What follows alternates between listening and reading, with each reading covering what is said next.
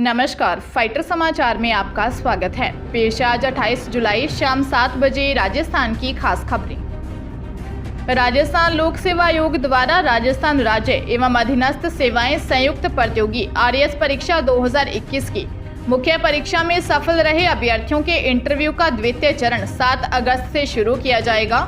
आयोग ने इंटरव्यू कार्यक्रम जारी किया है। आयोग सचिव रामनिवास मेहता ने बताया कि द्वितीय चरण के इंटरव्यू 18 अगस्त तक आयोजित होंगे। अभ्यर्थियों के इंटरव्यू पत्र आयोग की वेबसाइट पर यथा समय अपलोड किए जाएंगे। इस चरण में 224 अभ्यर्थियों के इंटरव्यू का आयोजन निर्धारित कार्यक्रमानुसार किया जाएगा। इंटरव्यू के समय अभ्यर्थी अपने समस्त मूल प्रमाण पत्र में फोटो प्रति साथ अवश्य लाएं, अन्यथा इंटरव्यू से वंचित कर दिया जाएगा। वे अभ्यर्थी जिन्होंने विस्तृत आवेदन पत्र आयोग को प्रस्तुत नहीं किए हैं, वे विस्तृत आवेदन पत्र आयोग की वेबसाइट से डाउनलोड कर इंटरव्यू के समय 2 प्रतियों में समस्त प्रमाण पत्रों की फोटो प्रतियों सहित आवश्यक रूप से प्रस्तुत करें। सीकर जिले में पिकअप और कार की आमने सामने की टक्कर में एक एनआरआई सहित 3 लोगों की मौत हो गई। हादसे में पिकअप सवार 3 युवक भी घायल हुए हैं। मामला फतेहपुर का है। हादसा जयपुर बीकानेर नेशनल हाईवे पर हुआ। हादसे में इटियोस कार में सवार 2 दोस्तों 50 वर्षीय फारूक निवासी लूण करनसर, रिक्की शर्मा निवासी लुधियाना पंजाब और पिकअप ड्राइवर सीकर के रहने वाले 54 वर्षीय रफीक की मौत हो गई। पिकअप सवार 20 वर्षीय समीर, 25 वर्षीय सऊद और 26 वर्षीय शोएब घायल हो गए।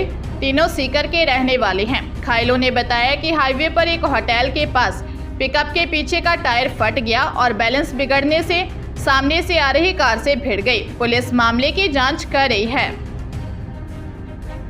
राजधानी जयपुर में एक कंपनी के मैनेजर द्वारा महिला वर्कर से रेप करने का मामला सामने आया है।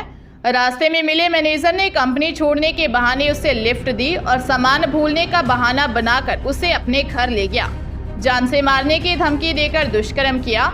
विरोध करने पर जॉब से निकालने की धमकी दी। मालपुरा गेट थाने में सांगानेर निवासी 38 साल की महिला ने दर्ज रिपोर्ट में बताया कि वह सीतापुरा स्थित कंपनी में जॉब करती है। 23 जुलाई को सुबह पैदल कंपनी जा रही थी। पुलिया के पास रास्ते में कंपनी मैनेजर मिला। लिफ्ट देने के बहाने बाइक पर बैठाया। घर पर कंपनी का कुछ जरूरी सामान भूलने का कहकर घर ले गया और जबरन दुष्कर्म किया। महिला ने पति के साथ थाने पहुंचकर आरोपी मैनेजर के खिलाफ रिपोर्ट दर्ज करवाई है। इनकम टैक्स रिटर्न भरने के लिए आयकर विभाग का पोर्टल लॉगिन करने की जरूरत नहीं है। आप मोबाइल से ही टैक्स भर सकते हैं। डिजिटल भुगतान और वित्तीय प्रौद्योगिकी मंच फोन पे ने ऐप पर सुविधा शुरू की है। 31 जुलाई आयकर भरने की अंतिम तिथि है। व्यक्तिगत आयकर दाता और कारोबारी यूपीआई या क्रेडिट कार्ड के माध्यम से स्वयं आंकलन के बाद टैक्स और अग्रिम टैक्स का भुगतान कर सकते हैं। फोन पे में इस फीचर के लिए डिजिटल B2B भुगतान सेवा प्रदाता पेमेंट के साथ भागीदारी की है। यदि आपने आयकर 31 जुलाई तक नहीं जमा करवाया तो जुर्माना देना होगा। यही नहीं, नोटिस को नजरअंदाज किया तो जेल जाने की नौबत तक आ सकती है। यदि आपकी आय 5 लाख रुपए से ज्यादा है और 31 जुलाई तक ITR नहीं दाखिल किया तो सेक्शन 234F के आधार पर आपको 5,000 रुपये का विलंब शुल्क देना होगा। राजस्व विभाग की जमाबंदी में म्यूटेशन के जरिए आम काश्तकारों को अपना नाम दर्ज करवाने के लिए पटवार भवन से तहसील के 1 महीने तक चक्कर लगाने पड़ते हैं। कभी सर्वर डाउन तो कभी राजकार्य में व्यस्त होने का बहाना।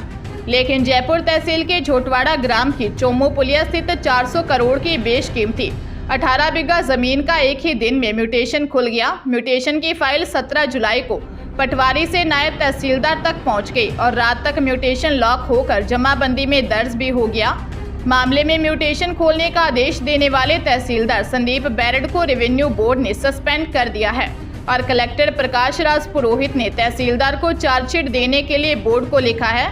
जबकि म्यूटेशन प्रक्रिया में दाखिल नायब तहसीलदार सीताराम जाट, भू अभिलेख निरीक्षक मनोज फौजदार व पटवारी महेंद्र सिंह शेखावत के खिलाफ कोई कार्रवाई नहीं की गई है। पाली में नाबालिगों से रेप के मामले में थमने का नाम नहीं ले रहे हैं। ताजा मामला जैतारण थाना क्षेत्र का है, जहां 2 आरोपी एक नाबालिग को रात को उठाकर ले गए। उसे गैंगरेप कर दूसरे दिन सुबह एक बरगद के पेड़ के नीचे छोड़ गए। नाबालिग को रोता देख एक ग्रामीण ने उसके परिजनों को सूचना दी।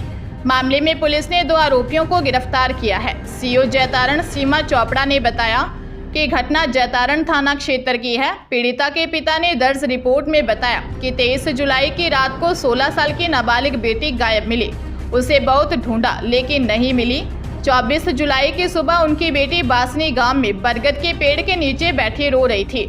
नाबालिग ने परिजनों को बताया कि चवंडिया गांव में किराए पर रहने वाला जेबीबी का ड्राइवर सलमान खान उसे कॉल कर घर के बाहर बुलाया और जबरदस्ती बाइक पर बिठाकर ले गया। उसके साथ उसका भाई सोहेल खान और 2 अन्य युवक भी थे। सलमान खान और सोहेल खान ने उसका रेप किया।